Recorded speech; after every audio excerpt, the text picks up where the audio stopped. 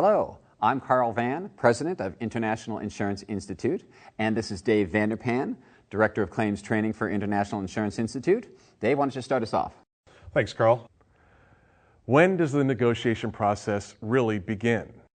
We present this course to students all over the world, and what we sometimes hear is, well, the negotiation process begins when you get the medical documentation, when you get the reports, when you get that estimate from the body shop.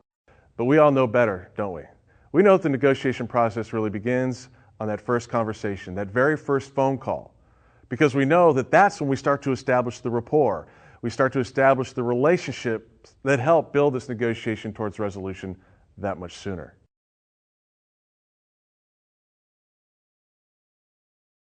A great negotiator is someone who has a process.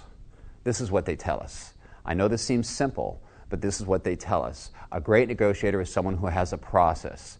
You see, there's 5 steps to the negotiation process, and they know them. They don't move on to number 2 until they finish with number 1. They don't get caught.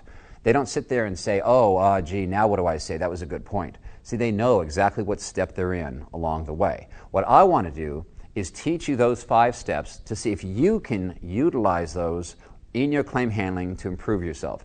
Even if you're good, even if you're excellent, you could always get better, right? So that's what I'd like to do right now.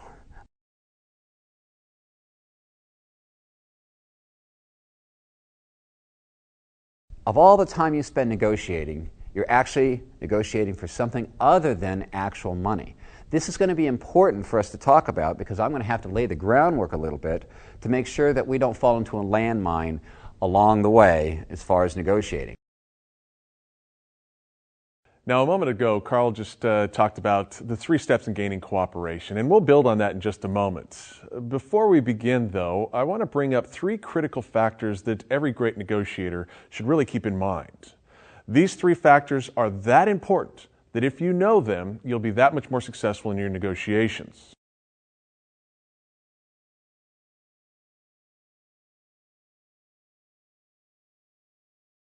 And I went out to this claims person. I said, you know what, I think if you would have changed your process just barely, you could have gotten this guy to agree with you. See, all you were doing was giving him reasons to give in. It's much easier to convince someone you're right than it is to get them to give in if they think you're wrong. That takes a lot of pain. Notice in this case, the reason this person wanted $3,000 has nothing to do with the value of this car, and we all know that. What normally we try to do is convince people how wrong they are when they give us their reasons. Great negotiators never do that. They do something very different. As a matter of fact, there's a maxim I would like to introduce, and that is this. Great negotiators never argue with reasons. They argue the facts. Now, that worked out pretty well, wouldn't you agree? We did a great job. We asked the question why. We acknowledged where they were coming from. We got agreement for them to actually look at the facts that we were about to present, presented the facts, and moved on to negotiation for the dollar amount. That's exactly where we want to be, negotiating for dollars.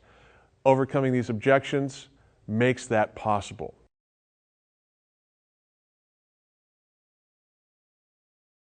If you want people to be reasonable, the best thing you can do is let them know, I already think you're reasonable. Many claims people take the approach, well, that's not reasonable, and let me show you how wrong you are. Great negotiators never argue with reasons, they argue the facts. So you see, people will listen to what you have to say to the exact degree you demonstrate you understand where they're coming from. Once you show somebody that you understand their point of view, they don't have to argue it anymore. All they have to do is listen to you.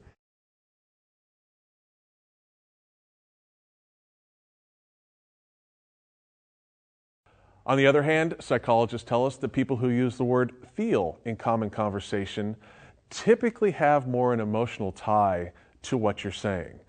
People who say, I really feel my car is worth. Well, those are the people we really got to pay attention to because they're less likely to gravitate towards the factual information that we want to give them next because they're probably more tied up in the emotional aspect of their claim.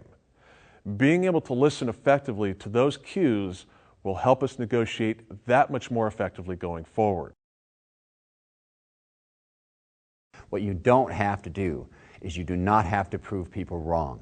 You only have to prove yourself right. That's a whole lot easier. We already have a tough job in claims. Don't make it harder by picking fights when you don't have to. As a matter of fact, as claims people, we often believe that it's the facts that convince people. But most great negotiators say it's not the facts that convince people. It's getting them to have an open mind toward your facts. And how do you do that? By demonstrating you understand where they're coming from. So make sure that when we practice this, you don't just say yes, but. You actually have to practice repeating it back to the person.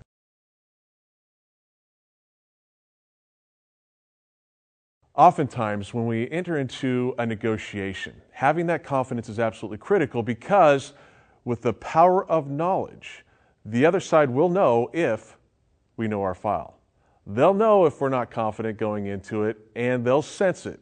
And if we go into that conversation saying, well, you know, I think I can offer you something around $5,000, they're going to sense the fact that, hey, you know what, you're a little bit scared. And they'll probably take advantage of it. But what we should have done is we should have focused in on that. And for that, we have to make an empathic connection. The empathic connection is the concept of simply being able to identify what someone meant rather than what they said. What did they mean versus what they said? That's not always easy. Let me give you an example. All right, Ms. Wall, now that I have all this information, what I would like to do is take the time to go over the value of the vehicle with you. We've determined the value of the vehicle to be $8,000 based on our fair market evaluation, and we want to be able to pay you that $8,000. How's that sound? $8,000? Mm-hmm. I feel my car is worth a lot more than that. Okay, can you tell me why you feel that way? Well, my neighbor told me the other day that he sold his car, not nearly as nice as mine, for $10,000. My car is worth more than $8,000. Well, I'll tell you what, Ms. Wall, if you believe your vehicle is worth more than 8 because your neighbor sold one for 10 and yours was nicer than his, I can certainly appreciate that. You know what, that does make sense. What I would like to do is share with you how we came up with this figure, because what you're entitled to is the value of the vehicle, and I want to make sure you get what you're entitled to. So I ran this report to make sure that happens, and what I want to do is share those figures with you. Would you go over that with me? I'll do that, but I can't promise anything. All right, that's all I ask.